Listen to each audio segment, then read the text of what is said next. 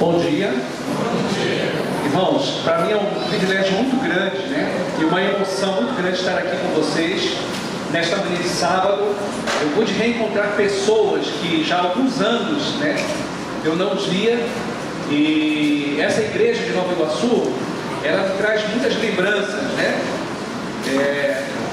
Em maio de 2004, uma quarta-feira, no culto de quarta-feira, pela primeira vez, a Adriana, minha esposa, nós não namorávamos, mas ela veio aqui pela primeira vez. Ela foi muito bem recebida na gente.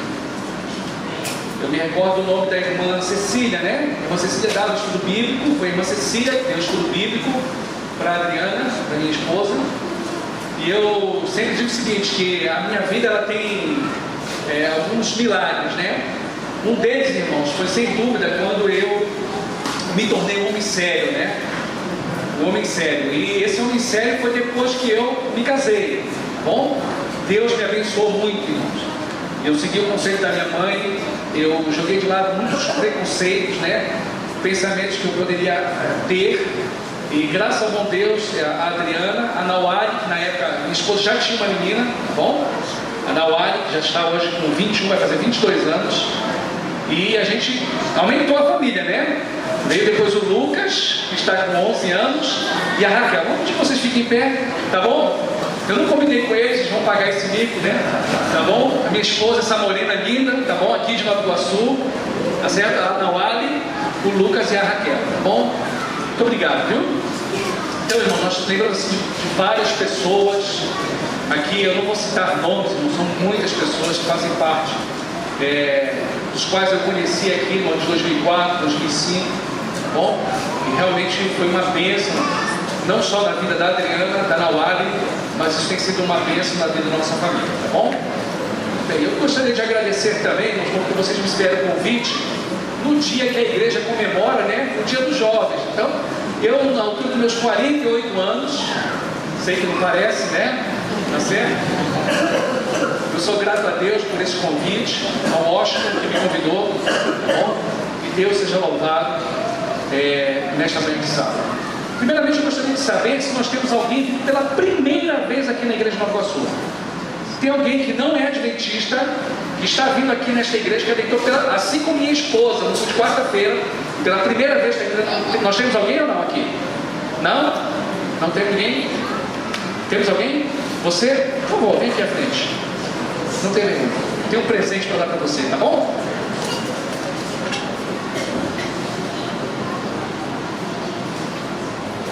Como você se chama? Elisângela. Olha, esse livro é um livro que fala sobre a vida de Jesus, tá bom? Que você possa utilizar esse livro, que você venha mais vezes aqui nessa igreja. Aqui é uma casa de oração para todos os povos, né?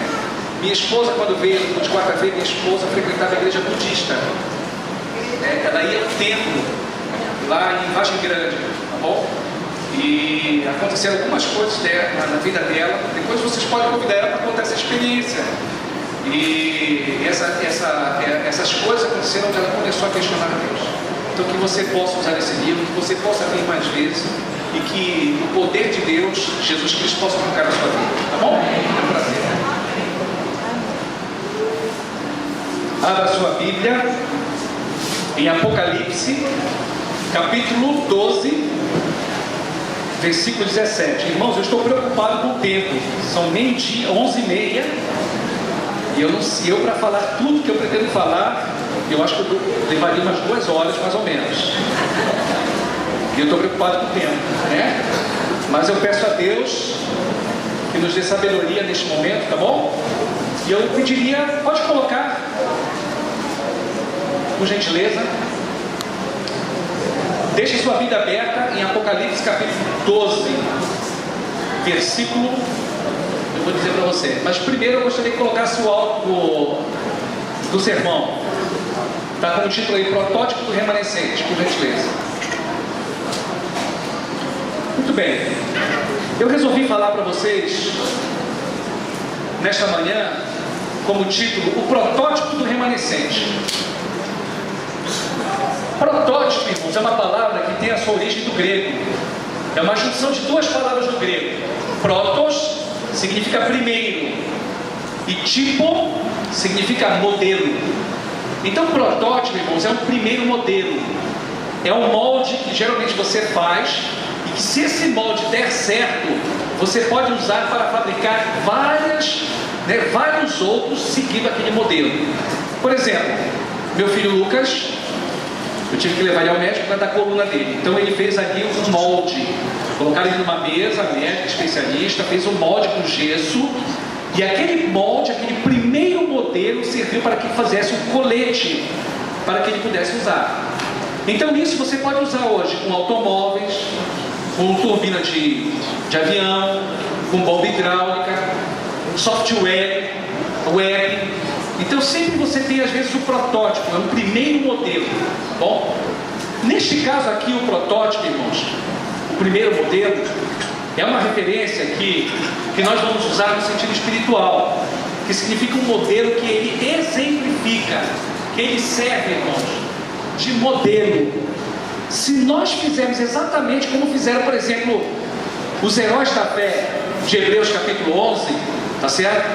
Sem dúvida nenhuma, aquele exemplo que eles deixaram, isso serve de modelo para a nossa vida, tá bom? É lógico que nós sabemos que o nosso principal modelo é Cristo. O apóstolo Paulo mesmo disse: prossigo para o alvo, para o prêmio da soberana vocação que há em Cristo Jesus.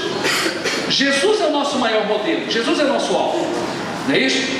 Porém, irmãos, nós tivemos vários modelos que no passado pode nos ajudar a nós descobrirmos o principal protótipo do remanescente. Portanto, irmãos, agora eu gostaria de, ao ler a palavra de Deus, Apocalipse capítulo 12, para nós entendermos o significado de remanescente. Remanescente significa aquilo que sobra, aquilo que sobeja, né? Aquilo que resta, aquilo que remanesce, tá bom? Abra sua Bíblia, Apocalipse capítulo 12, versículo 17. E antes de nós lermos, nós vamos fazer uma pequena oração. Senhor Deus e Pai, agora que vamos ler a Tua palavra, nós pedimos uma bênção especial sobre ela. Que o Teu Santo Espírito, ó Deus, possa aqui fazer parte, abrir a nossa mente, nosso entendimento, a fim de que nós possamos entender, Senhor Deus, a mensagem desta manhã e que possamos colocar em prática em nossa vida. Ó Deus, toma-nos em Tuas mãos.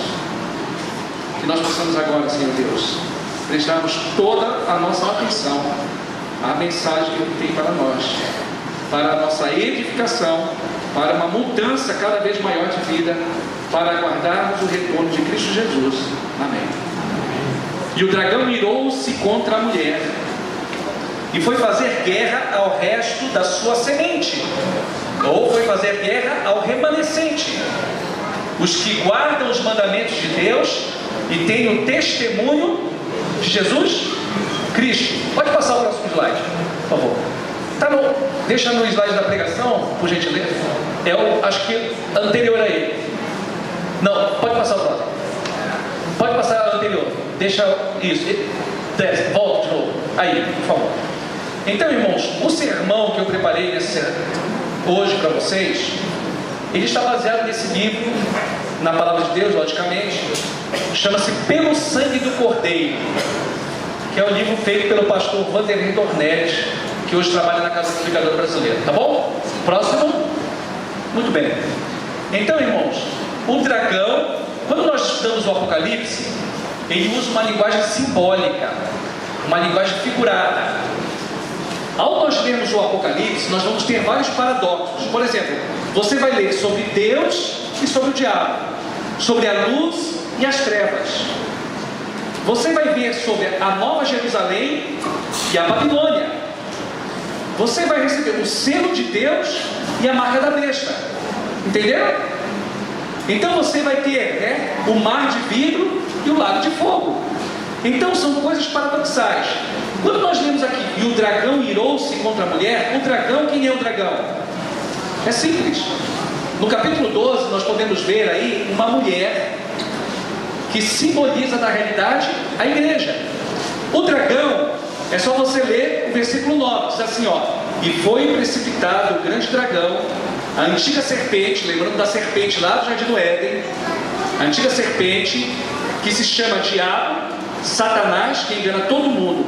Ele foi precipitado na terra e os seus anjos foram lançados com ele. Então, irmãos, aqui a palavra Satanás significa adversário. Satanás é uma palavra de origem hebraica. Diabolos significa enganador, é do grego, tá bom? Então aqui, irmãos, nos fala o seguinte: o dragão, o diabo, Satanás, está irado contra uma mulher. Mulher, irmãos, é uma igreja. No capítulo 12 nós podemos ver uma igreja pura. Uma igreja, irmãos, como diz o primeiro versículo: viu-se um grande sinal no céu, uma mulher vestida do sol. O sol é símbolo de Jesus Cristo. A mulher significa uma igreja, que esta igreja, irmãos, está vestida da justificação pela fé de Jesus Cristo, tá certo? Uma igreja cristã, uma mulher vestida com Jesus, tendo a lua, irmãos, não tem luz própria. A lua reflete a luz do sol. Ela reflete a luz de Cristo, a luz de Deus. Então, irmãos, na realidade essa lua, ela é símbolo de todo o ritual que havia no Antigo Testamento. Todo aquele cerimonial apontava para o Messias, para o ungido, que era Cristo Jesus. Então, todo o ritual da lua debaixo dos pés, ela simbolizava, só tinha valor através do Messias, através de Cristo Jesus.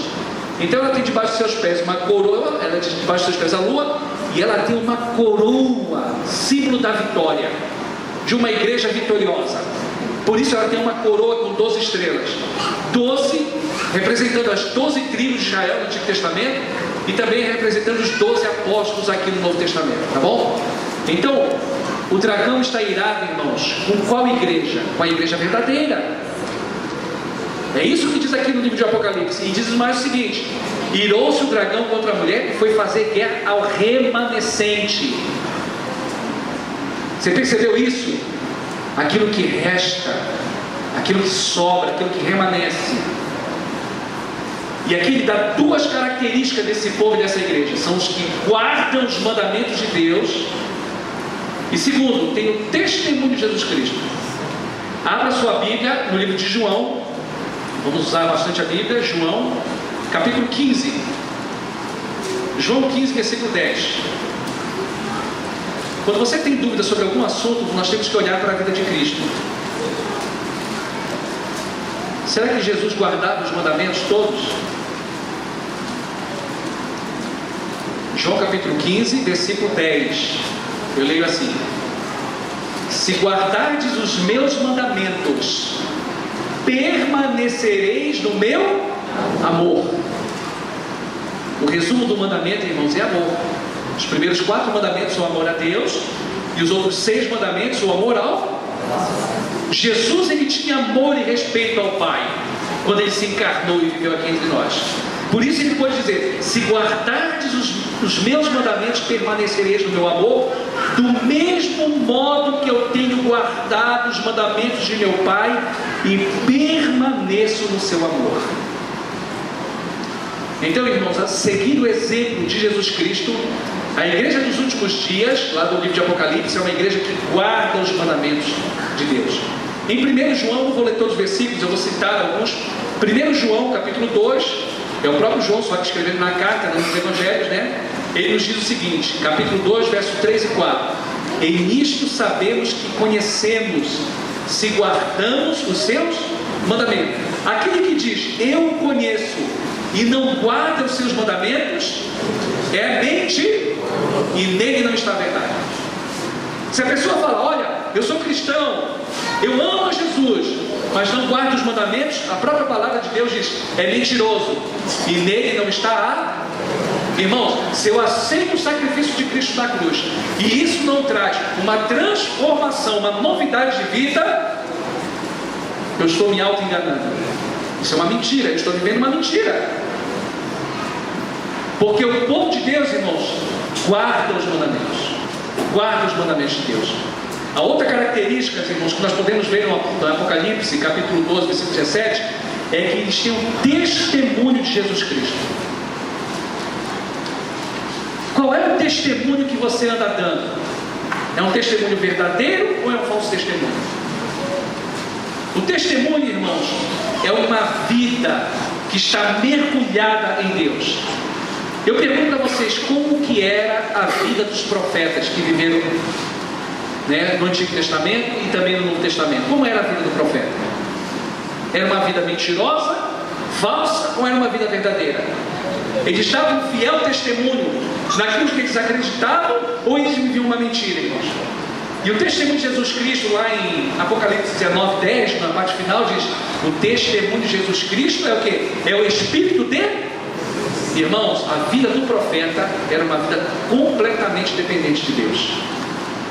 Ao invés de nós seguirmos, irmãos, as nossas próprias ideias, nós precisamos seguir a orientação que é dada por Deus em sua palavra. Não vá na onda dos enganos, irmãos, que surgem aí cada vez mais no final da história desse mundo. Nós precisamos seguir a orientação profética dada por Deus, irmãos. Isso é muito importante para nós, tá bom? Então, irmãos, não é um tipo ou modelo inédito. Deus já desenvolveu e empregou alguns protótipos no passado.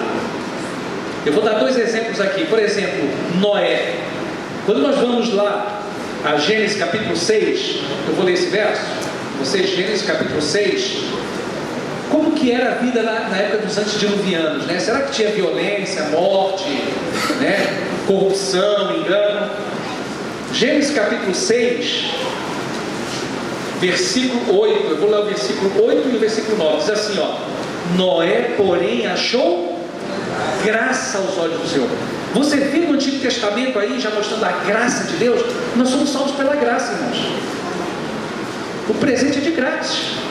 Alguns falam assim, no Antigo Testamento é tudo lei. Não, isso é mentira. Porque aqui nós podemos ver, irmãos, Noé achou graça aos olhos do Senhor. Estas são as gerações de Noé. Noé era varão justo e reto. Em suas gerações, Noé andava com... Deus deu orientação: Noé, você vai construir uma arca, 300 côvados, né, 50 de largura, não sei quantos de altura. Não, eu vou fazer 250, eu não vou fazer 300 não. Noé seguiu exatamente aquilo que Deus orientou. Por isso a Bíblia deixa o relato que Noé era um homem justo e reto. Noé andava com Deus. Esse é o segredo, irmãos. Lá também no livro de Jó, nós temos um exemplo de Jó, né? Quando o próprio Deus fala assim: olha, acha meu servo Jó, prestou atenção nele. Esse é um outro protótipo, né, que serve como exemplo. Era um homem que vivia no Oriente, que não tinha todo o conhecimento, né, bíblico, mas ele tinha algumas características. Lá onde fala que Jó, ele era um homem sincero, reto, temente a Deus e se desviava do mal. Portanto, irmãos, nós podemos perceber, irmãos, que o remanescente escatológico, aqueles que representam a igreja de Deus, que vão ver os últimos momentos da história desse mundo, irmãos, será que nós podemos achar um protótipo no passado? Será que nós temos algum modelo de algum homem que viveu no passado que nós podemos usar de exemplo? Pode passar o próximo. Próximo, por favor. Quem seria o modelo humano mais próximo e mais ajustado à tarefa do remanescente em decretar a queda de Babilônia? Pega a sua Bíblia e vai mais adiante aí em Apocalipse capítulo 18. Assim como o Apocalipse, irmãos, tem uma igreja verdadeira, uma igreja pura, uma mulher vestida com sol, nós temos também um exemplo, irmãos. Pode passar para o próximo slide, por favor. Próximo. Nós temos também no Apocalipse o exemplo de uma outra mulher, chamada, no Apocalipse capítulo 17, de meretriz, prostituta, tá certo? Uma mulher impura. Então, em Apocalipse 18, eu vou ler os primeiros versículos. O primeiro versículo diz assim: e depois dessas coisas, vi descer do céu outro anjo. Então aqui, depois destas coisas, que coisas? Das coisas que João viu no capítulo 17. O que João viu no capítulo 17? No 17, versículo 4, diz assim: a mulher estava vestida de púrpura e escarlata, estava vestida de vermelho, né? de brilho, adornada com ouro e pedra preciosa. Essa mulher é uma mulher rica. Uma mulher rica, né? Adornada de ouro, pedras preciosas, e tinha na mão um cálice de ouro cheio das abominações e imundícia da sua prostituição. Perceberam aqui? Enquanto a mulher do capítulo 12 guarda os mandamentos de Deus e tem o testemunho de Jesus Cristo, esta outra mulher no capítulo 17, ela tem um cálice de ouro cheio das abominações e da imundícia da sua prostituição. Na sua testa está escrito o nome Mistério. E aqui vem a grande Babilônia, a mãe das prostituições. Você percebe, irmãos, que ela tem suas filhas. Mãe das prostituições e abominações da terra. E vi que a mulher estava embriagada do sangue dos santos. Irmãos, aqui é uma igreja que perseguiu o povo de Deus de maneira muito clara. Perseguiu o povo, embriagada do sangue dos santos e do sangue das testemunhas de Jesus. E vendo-a, eu maravilhei-me com grande admiração. Isso chamou a atenção de João. Este mesmo poder aqui, irmãos, que aqui fala como Babilônia, e que no capítulo 13, né, fala como uma besta que se levanta do mar, e que em Daniel, capítulo 7, versículo 25, né, aquele chifre pequeno, que persegue o povo santo de Deus, que muda os tempos e a lei, e que durante um período de 3 tempos e meio, ou seja, né, 1260 anos, ou 42 meses, 42 vezes 30, 1260 dias, 1260 anos, um poder, irmãos, que persegue o povo de Deus. E isso aconteceu exatamente no ano 538, quando ali um chifre pequeno, o último das tribos bárbaras, né, os ostrogodos caíram. E agora, irmãos, o Império Romano, ele passa agora a ter uma hegemonia, porque seria um poder diferente através de Roma eclesiástica, através da figura do papado. E esse poder dura um período de 1260 anos, até o ano de 1798, quando o Papa Pio VI é preso e levado por Alexandre Berthier, o general das tropas de Napoleão Bonaparte.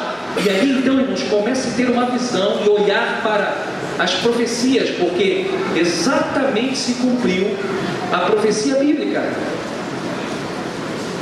Então, irmãos, nós vemos aí que este período da Idade Média, esse período que vem desde a época dos apóstolos, nós temos aí o exemplo do remanescente histórico. Deus sempre teve seu povo fiel em todas as épocas da história da raça humana. Só que a partir agora de 1798, nós vamos começa a aparecer um remanescente profético. O remanescente começa a estudar o livro de Daniel e o livro de Apocalipse com mais ênfase. Bom, então é muito importante, irmão, nós percebemos aí, tá certo? Que depois destas coisas, versículo 18, verso 1, vi descer do céu. Então, mesmo vendo esse poder, essa igreja e a terra toda se maravilhando perante este poder, ele vê descer um outro anjo. Então aqui é o quarto anjo. Percebe que em Apocalipse capítulo 14 nós temos 3 anjos, e agora aqui nós temos a figura, só que lá nós vemos 3 anjos do anjo pelo meio do céu, tendo o evangelho eterno para anunciar a todos os povos, nação, língua, tribo e reis. Aqui nós vemos o que? Um outro anjo desce do céu, que tinha grande poder, e a terra foi iluminada com a sua glória. Partir aqui de cada pedacinho aqui, né? Irmãos, os 3 anjos e as 3 mensagens angélicas nós bem conhecemos, né? O quarto anjo é uma referência ao povo de Deus quando receber a chuva serôdia, quando houver o derramamento do Espírito Santo. A pregação do Evangelho, irmãos, vai ser uma pregação com grande poder, com grande força. Passa o próximo slide, por favor. Aqui Mateus 24 diz assim, ó: e este Evangelho do Reino será pregado, mas pregado, irmãos, de uma maneira muito diferente, com poder e grande força. E diz lá, e todo o mundo, prestaram atenção? Todo o mundo, diz lá o texto quando Jesus falou em Mateus 24, todo o mundo em testemunho a todas as gentes, então virá o Então, irmãos, aqui nós devemos associar com este versículo de Apocalipse 18. Diz que um outro anjo desce do céu, tinha grande poder. O evangelho vai ser pregado com grande força, com grande poder. E diz assim: a terra foi iluminada com a sua... Toda a terra será iluminada com a sua glória. E clamou fortemente com grande voz, dizendo: caiu, caiu a grande Babilônia, o falso sistema de adoração, irmãos. Babilônia significa uma confusão religiosa, né? Essa confusão, irmãos, esse mistério, essa confusão mística. Babilônia significa a porta dos deuses. A Torre de Babel significava confusão, né? Porque ali confundiu a língua dos homens. Então, irmãos, infelizmente hoje as pessoas estão procurando, estão envolvidas, o mundo todo, numa confusão religiosa.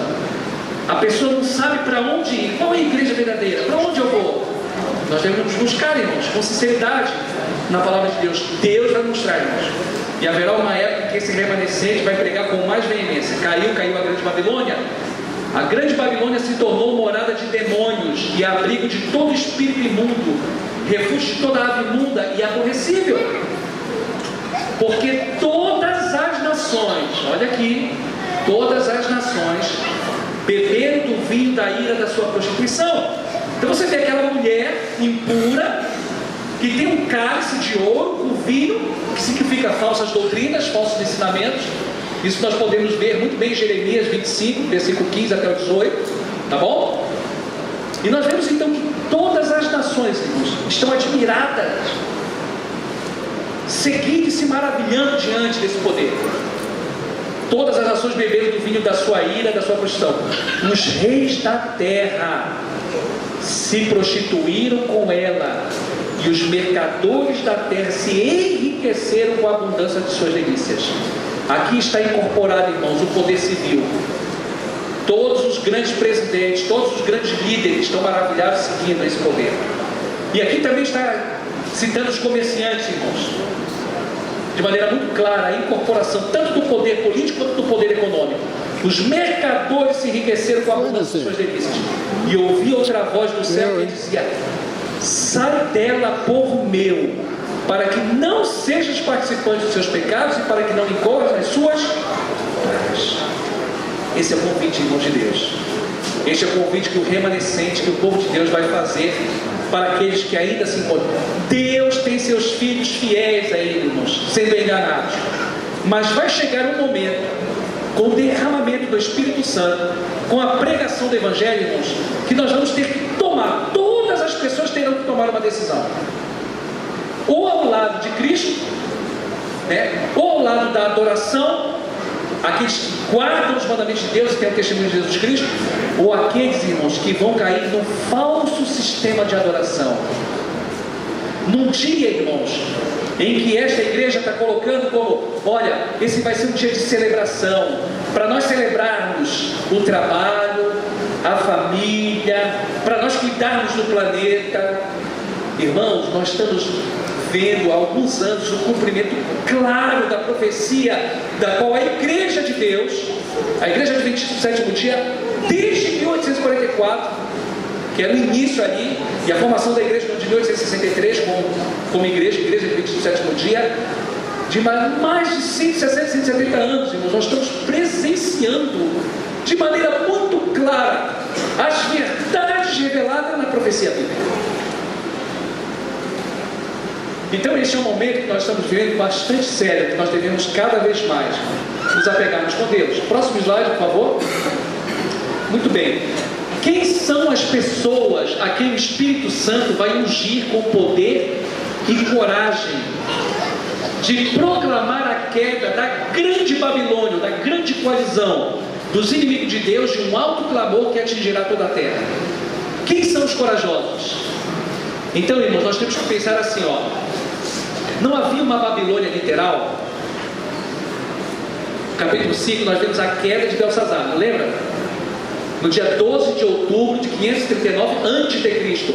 Então, irmãos, aqui na linguagem simbólica do Apocalipse nós temos que estudar bem claramente como houve a queda de Babilônia E aqui nós vamos ver então no Apocalipse, irmãos, como será a queda de Babilônia espiritual. Quem pode ser o protótipo do remanescente? Então vamos então a Daniel capítulo 5. Abra sua Bíblia, Daniel capítulo 5. Quem é o ser humano, irmãos, que pode servir de protótipo para o remanescente?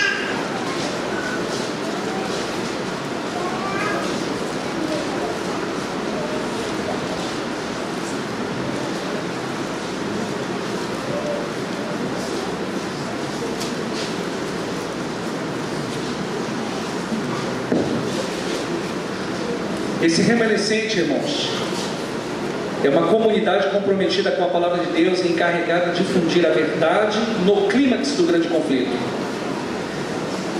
No Apocalipse, como eu falei, irmãos, nós vemos o remanescente histórico. Deus teve seus servos fiéis em todas as épocas da história. A partir de 1798, mais propriamente de 1844, nós tivemos aí um remanescente profético. Mas agora nós estamos falando sobre um remanescente escatológico. Aquele que vai estar, irmãos, vivendo próximo à volta do nosso Senhor Jesus Cristo, onde haverá a queda de Babilônia e a instalação do reino de Deus para todo sempre. Abra sua Bíblia em Daniel capítulo 5. Vamos ler a partir do versículo 1, para nós lembrarmos um pouco dessa história. O rei Belsazar deu um grande banquete a 1000 dos seus grandes e bebeu vinho na presença dos 1000. Então a gente percebe aqui que naquela época a festa, meus irmãos, era a festa da Roma, né? Era muita gente. Se nós formos ver, por exemplo, o rei Assuero, ele dá uma festa que dura 180 dias. 180 dias são 6 meses de festa. Haja festança. Então Belsazar resolveu dar uma festa. A festa, irmão, foi uma festa também longa. Tanto é que ele não estava preocupado, porque Babilônia, eu estou aqui tranquilo. Eu estou dentro de Babilônia, passo o rio Eufrates, eu tenho água, eu tenho alimento, tenho comida, tenho como me manter. Então eu estou tranquilo. E ele resolveu dar uma festa, né? E olha, você vê, irmãos, quando que o pecado vai tomando conta de um ser humano. Diz assim: havendo Belsazar provado o vinho, mandou trazer os utensílios de ouro, de prata, que Nabucodonosor, seu pai, na idade de Nabucodonosor não era pai, era avô, ok? Isso não é erro bíblico, tá bom? Assim como os judeus chamavam pai Abraão, né? Era natural. Abraão não era o pai daquela pessoa, mas tinha o costume de chamar pai Abraão. Como Nabucodonosor tinha sido um soberano grande, então por isso a linguagem bíblica tem como pai, né? Na realidade, Belsazar era neto de Nabucodonosor. Nabucodonosor, seu pai, tinha tirado do templo que estava em Jerusalém para que bebessem neles o rei, seus grandes e as suas mulheres concubinas. Então trouxeram os utensílios de ouro que foram tirados do templo da casa de Deus, que estava em Jerusalém. Beberam deles o rei, seus grandes, suas mulheres e suas amantes, suas concubinas. Beberam o vinho e deram louvores aos deuses de ouro, de prata, de cobre, de ferro, de madeira e de pedra.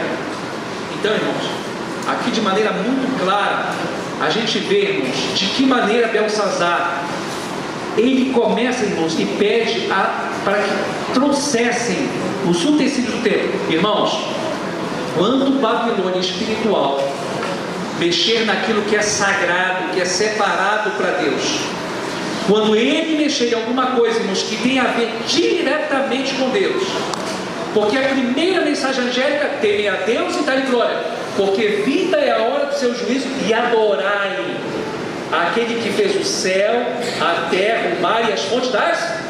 Então, irmãos, a primeira mensagem angélica chama a atenção de Deus vai trazer tudo a juízo. E nós sabemos que isso aconteceu em 1844, quando chama juízo investigativo. Em segundo lugar, nós temos que adorar somente a Deus, que é o Criador de todas as coisas. Quando nós olhamos para os 10 mandamentos, qual é o único mandamento que mexe com a criação? O 4º mandamento. Lembra-te do dia do sábado para o santificar. Né? E lá no final diz: porque em 6 dias fez o Senhor o céu, a terra, o mar e tudo o que neles há. Quando Babilônia mexer naquilo que é sagrado, irmãos, naquilo que foi separado para Deus, irmãos, então você pode ficar sabendo, irmãos, que o fim virá assim como veio naquela mesma noite para Belsazar. Na mesma hora apareceram os dedos de mão e escreviam na parede, né? De fronte do castiçal, né? E a gente sabe a história. Mene, tekel, parsim. Pode colocar a próxima figura, por favor? Essa é uma imagem de Rembrandt que eu vou, por favor. Próximo slide. Isso. Mene, tekel, parsim. Pesado, pesado foste na balança e achava em falta. Hoje mesmo teu reino será passado para quê? Para a mão de quem? Dos medos e dos irmãos. Quem? Aqui nós temos uma característica que eu quero lembrar, associar com vocês. Primeiro, você percebe que vem um ser sobrenatural e uma mão começa a escrever na parede? Olha como o Apocalipse usa a linguagem. Vi descer um anjo do céu e a terra toda foi iluminada. Percebe? Então nós temos aqui, irmãos, um paralelo. Se você lembrar de Daniel capítulo 4, ali começa o declínio de Babilônia, quando Nabucodonosor tem um sonho de uma árvore e diz que um ser sobrenatural, um anjo, desce do céu e corta o tronco da árvore. Era o começo do declínio, irmãos, de Babilônia, porque nós sabemos que 7 tempos Nabucodonosor, né, vivia como animal. Mas o que eu quero chamar a atenção é esse anjo que desce do céu e corta a árvore. Da mesma maneira como no capítulo 4, no capítulo 5, um ser sobrenatural escreve na parede do palácio. Percebe? E aqui em Apocalipse diz que um anjo desce do céu e ilumina toda a terra, com poder e grande força, que é a pregação do Evangelho. Portanto, estudar, irmãos, a queda de Babilônia literal é nós entendermos o processo de como vai cair Babilônia espiritual e os acontecimentos do povo de Deus remanescente antes da volta de Jesus.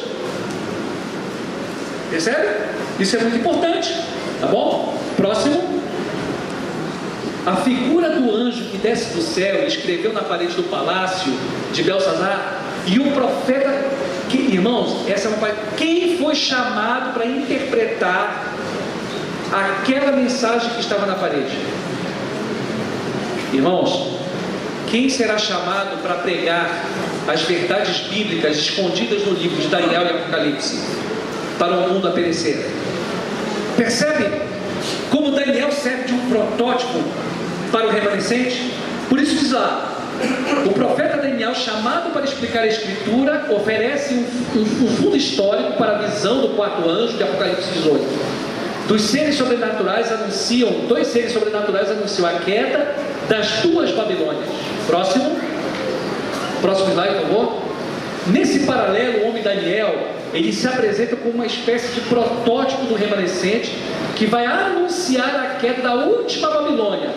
Daniel, irmãos, como aconteceu na história? Lembra-se? O rei Belsazar começou a bater nos joelhos, ficou nervoso, ansioso. Alguma coisa ali, né? Era um presságio, né? Ele não se sentia bem, ali ele sentiu medo. E nenhum dos adivinhos, ninguém poderia interpretar. Então a rainha mãe, a filha de Nabucodonosor, chama-se Nitocris pela história, né? Ela adentra o palácio e fala: olha, eu sei de um homem que pode desvendar aí o mistério da parede. Percebe? Então essa é uma associação muito forte, irmãos. Quando entra Daniel com 83 anos, ele olha aquela situação, irmãos. Imagina, pessoas embriagadas, estavam ali vivendo um verdadeiro bacanal, né? Mulheres, as concubinas, bebendo vinho, usaram os utensílios do templo que Daniel conhecia. Percebe? Então, irmãos, aqui nós vemos a figura muito forte, né? E Daniel chama a atenção de Belsazar. Ele chama a atenção de Belsazar. Antes de começar a explicar a mensagem que tinha na parede, olha o que Daniel começa a dizer para ele. Diz assim, ó, versículo 23. Então o rei muito se alegrou a si mesmo. Desculpa, vou aqui na página, aqui, agora sim. Ele diz assim, ó, versículo 20, 19 e 20, eu vou ler. Por causa da grandeza que lhe deu, todos os povos, nações e línguas tremiam e temiam diante dele. A quem queria matava e a quem queria dava vida, e a quem queria agradecia e a quem queria abatia. Mas quando seu coração se alçou, seu espírito se endureceu em soberba, foi derribado seu trono real e passou dele a sua glória. Então, na realidade, irmãos, Daniel fala: olha, você, Belsazar, sabia da história e da interpretação do sonho da estátua do rei em Daniel capítulo 2. Depois você soube do que aconteceu na planície de Dura, 9 anos depois, quando a fornalha ardente e os 3 servos lá não foram queimados. Você soube do que houve com seu avô Nabucodonosor, quando ele durante 7 anos ficou como um animal, crescendo o cabelo, as unhas e vivendo ali, certo? Como um animal. Você viu todas essas coisas e nada disso mudou o quê? O teu coração. Não trouxe mudança nenhuma de vida. Então, você não é inocente nessa história, tá bom? Pesado foste na balança e achado em falta. Hoje mesmo o teu reino será passado para a mão de quem? Dos médios e dos persas. Dos médios e dos persas.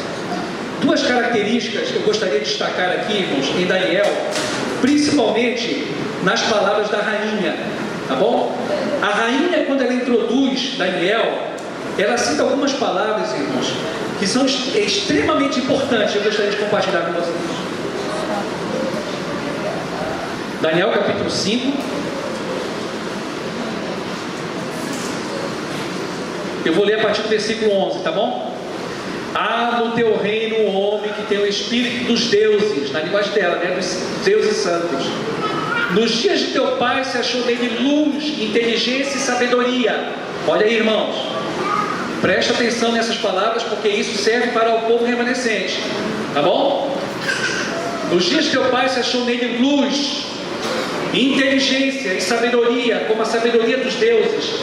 O teu pai, o rei Nabucodonosor, sim, teu pai, ó rei, o constituiu o chefe dos magos, dos astrólogos, dos caldeus e dos adivinhadores, porque se achou neste Daniel um espírito excelente, e ciência, conhecimento, entendimento, interpretando sonhos, explicando os enigmas, solvendo dúvidas, ao qual o rei pôs o nome de Belsazar. Chame-se, pois, agora Daniel, e ele dará a interpretação. Passa o próximo slide, por favor. 2 coisas me chamam a atenção, irmãos, que eu gostaria de compartilhar. 2 características que nós podemos ver em Daniel e que nós vamos ver no povo, no remanescente escatológico, no povo que vai viver antes da volta de Jesus. Primeiro deles, que eu gostaria de destacar: plenitude de sabedoria. Plenitude de sabedoria. Provérbios 2:6. Pode passar o próximo. Provérbios 2 diz o seguinte, ó: porque o Senhor dá a sabedoria. Irmãos, quem é que dá a sabedoria? Você pode ter sabedoria? Será que você pode ter sabedoria? Sim. Só se você pedir. Quem dá sabedoria é Deus. Eu posso ter muito conhecimento, irmãos. Posso estudar física, astronomia, matemática, antropologia. Mas o que adianta o conhecimento, irmão, sem sabedoria? O temor do Senhor é o princípio da sabedoria. Além de Daniel, irmãos, ter o conhecimento, ele entregava tudo nas mãos de Deus, irmãos. Então aqui, ó, porque o Senhor dá a sabedoria, e da sua boca. Você quer ser sábio? Quer ser sábio? Imite Daniel. Quantas vezes Daniel orava a Deus? Muitas vezes, quando nós olhamos a oração de Daniel no capítulo 9, irmãos, que coisa impressionante, irmãos. E ele diz assim, olha, eu estava estudando o livro do profeta Jeremias. Se você quer ser sábio, irmãos, é da boca de Deus. É da boca de Deus, irmãos, que nós temos o que? A sua palavra. Nós precisamos tirar tempo, irmãos, para estudar todas essas coisas. É muito importante nós termos tempo para estudar, porque é da boca que vem a inteligência e o entendimento. Quando você viu naquela parede Belsazar e aquele monte de gente que era inteligente, 1000 pessoas da corte de Babilônia, mais sábios, mais inteligentes, mais entendidos, quem podia dar a interpretação daquilo, irmãos? Só se a sabedoria vem de Deus. Ela vem, irmãos, quando nós humildemente nos debruçamos sobre a sua palavra. As pessoas do mundo vão correr, mas eu não entendo isso da Bíblia. Se nós tivermos, irmãos, a humildade de aprendermos aos pés do Salvador, nós vamos ter sabedoria para dar aos outros, conhecimento, poder instruir a palavra de Deus, tá bom? Próximo, a outra qualidade, irmãos, aqui ó, Martinho Lutero escreveu, né? Martinho Lutero, o livro de Daniel deveria ser o primeiro livro da Bíblia a ser publicado. Um homem importante, hein? Próximo, Isaac Newton, pai da ciência moderna, né? Sabia muita física, muita matemática, primeira, segunda, terceira lei de Newton, mas Isaac Newton escreveu muito sobre Daniel e Apocalipse. Vai dizer assim: rejeitar a Daniel é o mesmo que rejeitar a religião cristã. Próximo, olha o que a senhora Ellen White escreveu, Testemunho para Ministros, Obreiros e Evangelistas, página 114, diz: quando os livros de Daniel e Apocalipse forem bem compreendidos, nós teremos uma experiência religiosa inteiramente diferente, irmãos. Você quer ser um remanescente de Deus, um cristão diferente? Se aprofunde, irmãos, na palavra de Deus. Humildemente se aprofunde na palavra de Deus. A outra característica de Daniel, irmãos, está na plenitude de santidade. Salmos, esse texto é de Salmo 77, versículo 13. Pode botar, por favor? Salmos. Próximo. O teu caminho, ó Deus, é de santidade. Quando nós vamos nos relacionando com Deus, esse Deus amoroso, irmãos, esse relacionamento transforma em nós uma vida, irmãos, uma novidade de vida. Nós não podemos permanecer da mesma maneira. Nós temos que mudar a cada dia, a cada ano, nos tornarmos pessoas melhores, irmãos. O que nos reserva o futuro? O que nos reserva 2018? Eu não sei o que vai acontecer, irmãos, no final no final deste ano. Nós estamos vendo aí nossa cidade, no Rio de Janeiro, essa própria semana nós vimos aí, né? Essa vereadora que foi morta. Um mundo de violência, irmão. Nós saímos de casa, às vezes não sabemos se vamos voltar. Então, irmãos, nós precisamos aprender cada vez mais a colocarmos a nossa vida nas mãos de Deus, a buscarmos sabedoria, temor, respeito para com as coisas de Deus, buscarmos a sua palavra. O teu caminho, ó Deus, é caminho de santidade, irmãos. Não é como nós queremos, é como Deus quer. E aqui fala, ó, que Deus é tão grande, irmãos, que Deus é tão grande como o nosso Deus. Às vezes nós fazemos Deus, sabe, o nosso dinheiro, a nossa fama, nosso conhecimento, nossa esposa, nosso esposo, nossos filhos. Deus deve ocupar o primeiro lugar no nosso coração. Por isso que o salmista fala, né? Que Deus é tão grande como o nosso Deus. Nada, irmãos, nada pode substituir o nosso Deus. Isso é muito importante, tá bom? Próximo, por favor, próximo. Então, irmãos, veja bem o que eu vou falar para vocês. Lembre-se que quando Babilônia caiu, os medos e persas assumiram o mundario. E 120 sátrapas estavam incomodados, irmãos, porque Dario colocou Daniel como líder deles. E eles buscaram na vida de Daniel, pesquisaram, onde que esse homem, não é possível esse homem, ele tem que ter algum erro, esse homem não pode ser um extraterrestre, né? Tem que ter alguma corrupção, né? Tem que ter algum pensamento, tem que ter alguma coisa. E aí eles foram investigar a vida de Daniel. Deixa eu falar uma coisa para vocês. A sua e a minha vida vai ser altamente investigada antes da volta de Jesus. Na lição da semana nós estávamos conversando um pouquinho, né? Jesus está voltando, então eu posso me endividar, posso fazer... Não. A sua vida, irmão, vai ser passada limpo. Eles investigaram e concluíram o seguinte: olha, neste homem nós não encontramos coisa nenhuma, a não ser na lei do seu Deus, a não ser na religião dele. É o único ponto que a gente pode pegar Daniel, é na religião dele, entendeu?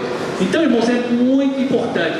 Se quiseres ficar firmes através do tempo de angústia, tereis que conhecer a Cristo e apropriar-vos dos dons da sua justiça, que ele atribuiu ao pecador arrependido. Não existe outra maneira. Assim como Daniel se apegou, irmãos, tanto sabedoria, quanto à santidade, irmãos. Santidade aqui não é impecabilidade, é kadosh, é estarmos separados, irmãos, para uma grande função de pregarmos, irmãos, o último convite a este mundo. Assim como Noé, irmãos, fez a última mensagem, Noé fez tudo, construiu a arca exatamente como Deus havia pedido, irmãos. Na medida, na altura, na largura, na condução de todas as coisas. E da mesma maneira, irmãos, esse remanescente fiel, ele vai ser fiel em todas as coisas. São os que guardam os mandamentos de Deus e têm o testemunho de Jesus Cristo. Próximo. Irmãos, esse agora é o último slide que eu gostaria de compartilhar. Ao nos aproximarmos do fim da história deste mundo, as profecias registradas por Daniel demandam nossa especial atenção, visto relacionarem-se com o próprio tempo em que estamos vivendo, e com elas deve se ligar os ensinos do último livro, o livro de Apocalipse, né? O livro do Novo Testamento. Satanás tem levado muitos a crer que as porções proféticas dos escritos de Daniel e João, revelador, não podem ser compreendidas.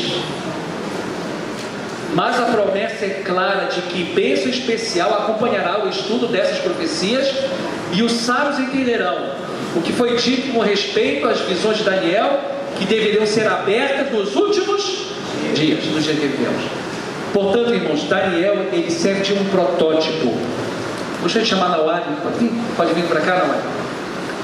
Irmãos, nós precisamos cada vez mais estudar a vida do profeta Daniel, porque Daniel, sem dúvida, ele serve como um protótipo para nós, um protótipo para a nossa vida. Fica aqui do meu lado. Sábado passado, eu me sentei na igreja de Botafogo, e eu vou encerrar vocês contando essa experiência. Eu me sentei do lado de um jovem, e eu tenho o costume de conversar com as pessoas, né? Eu percebi que ele era novo na igreja, nunca tinha visto ele na igreja de Botafogo, e eu cumprimentei, perguntei o nome, vi que o sotaque era diferente também, o jeito de falar português. É o João Pedro. O João Pedro, ele é um jovem angolano, e ele veio aqui, estava no Rio de Janeiro, conversando com ele, né? Ele veio para passar 2 semanas. Lá na Angola, ele trabalha com peixes. Ele trabalha com cativeiro de peixe, né? Com tilápia. Então ele veio aqui no Rio de Janeiro aprender sobre as técnicas de reprodução, de cuidados, enfim. E eu levei o João para almoçar em casa, nós podemos conversar um pouco. Eu perguntei isso para ele sobre a vida dele, como é que estava na Angola, porque na Angola, esses últimos anos nós tivemos muitos batismos, muitas pessoas aceitando, né? A mensagem, irmãos, cada vez mais, a pregação do Evangelho. Em 2008, ele na verdade pertencia a uma outra igreja, uma igreja carismática, onde ele pulava, cantava e tinha muito barulho, acontecia, né?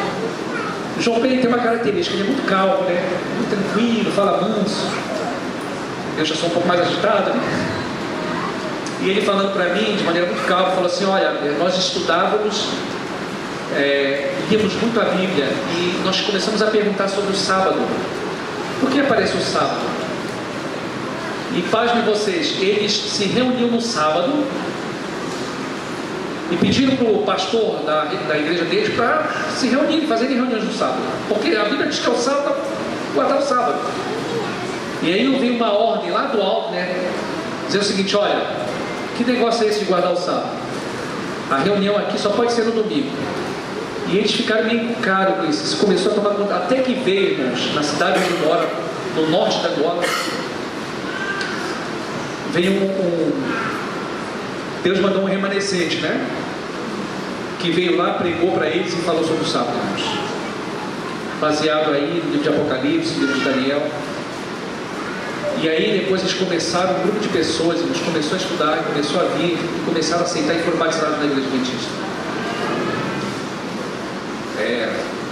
O João Pedro,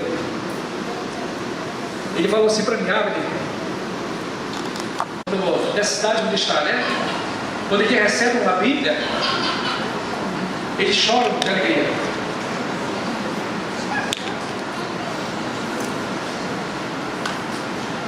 Aí ele perguntou para mim, eu falei, cara, a Bíblia aqui no Brasil é barata, não é tão caro assim, né? Para nós não custa tão caro uma Bíblia. Aí ele perguntou para mim, você não tem como conseguir uma Bíblia? Eu falei, não, eu vou conseguir uma Bíblia para você.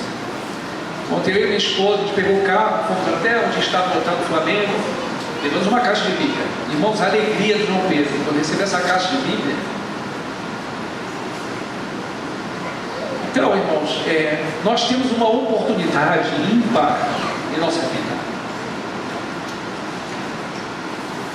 Nós sabemos que nós estamos vivendo momentos assim, finais da história deste mundo.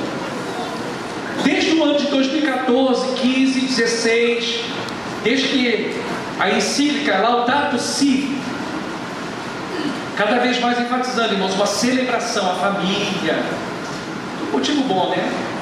Uma mistura, irmãos, da verdade com a mentira, né? A família, o trabalho, cuidar do planeta. Lógico que nós devemos cuidar do planeta.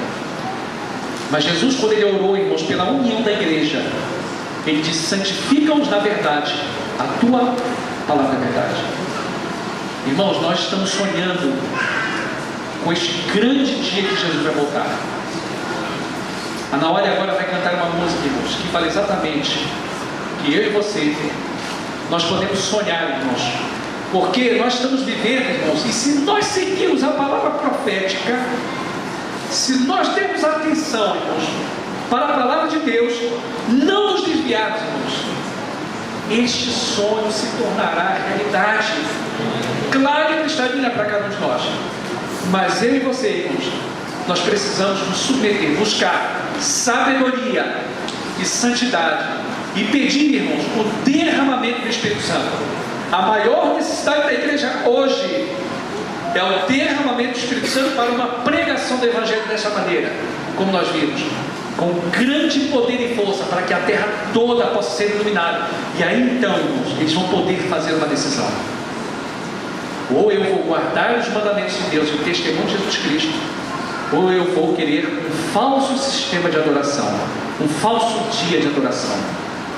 Ou você receberá o selo de Deus, ou você receberá a marca da besta. A escolha está, e a decisão está em cada um de nós.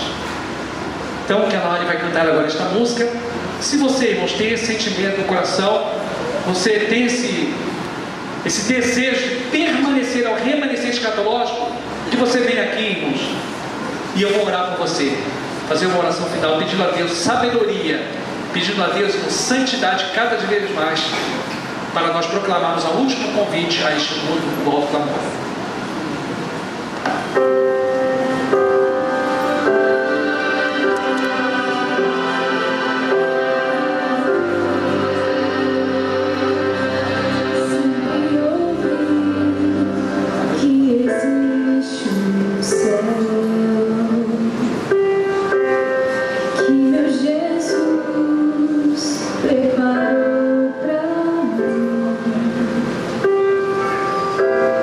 Mas nunca pude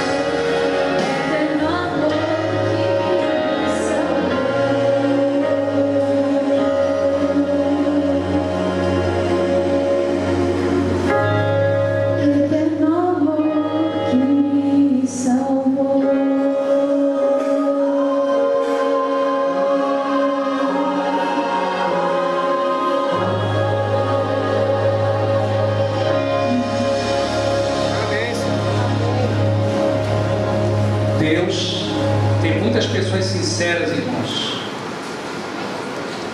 que ainda estão em Babilônia. Muitas dessas pessoas sinceras vão sair de Babilônia e fazer parte, irmãos, do povo de Deus.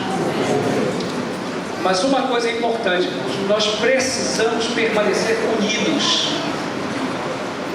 na palavra de Deus, que haja mais amor entre nós. A mensagem de hoje, irmãos, ela não deve trazer em nós, em cada um de nós, medo. Pelo contrário, o amor lança fora todo o... Não tenha medo. Eu não sei o que me reserva o futuro, e nem você sabe, para 2018, 2019. Mas uma coisa nós sabemos, irmãos: quem comanda o futuro? Quem comanda o futuro é o nosso Deus. Amém. Por isso nós podemos estar tranquilos, irmãos, serenos, se nós, cada dia mais, nos submetermos a este amor de Deus, estarmos escondidos na rocha firme que é Cristo Jesus. Vamos orar. Senhor nosso Deus e Pai, nós somos muito gratos a Deus por Tua palavra. Nós somos gratos, Senhor Deus, porque Tu revelaste para nós, ó Pai, através dos Teus servos, os profetas, avisos tão importantes, ó Deus, como Tu nos ama. Ajuda-nos, Senhor Deus, a percebermos os momentos da história. Que privilégio, ó Pai, que outros no passado não tiveram, são estes momentos, ó Pai. Mas nós precisamos da Tua ajuda, do Teu auxílio. Nós precisamos, ó Pai, do derramamento do Teu Santo Espírito em nossa vida. Portanto, Senhor Deus, nós temos a certeza de que a pregação do Evangelho será cada vez mais forte, cada vez mais firme, cada vez mais corajosa, ó Pai. De que a terra toda estará iluminada, ó Pai, com a Tua glória. Ajuda-nos, ó Deus, a acreditarmos. Ajuda-nos, Senhor Deus, assim como o profeta Daniel, a termos uma vida cada vez mais, ó, termos sabedoria, a buscarmos, Senhor Deus, um processo de santificação sem a qual ninguém vai ver a Ti. Ajuda-nos, irmãos. Nós temos problemas de saúde, temos problemas emocionais, temos problemas de relacionamento, ó Pai, temos problemas espirituais. Mas, Senhor Deus, nós colocamos a nossa vida em Tuas mãos. Cuida de nós, ó Pai. Nós te agradecemos por cada decisão aqui tomada. Que como igreja, Senhor Deus, possamos a cada dia estarmos unidos a Ti. E que a nossa vida, Pai, seja um testemunho vivo de que o Teu caráter pode ser vindicado aqui nesta terra, enquanto aqui vivemos. Abençoa-nos, dá-nos a Tua paz. Fica conosco, Senhor Deus, e aceita a nossa adoração, porque nós fazemos em nome de Deus Pai, Deus Filho e do Espírito Santo. Amém.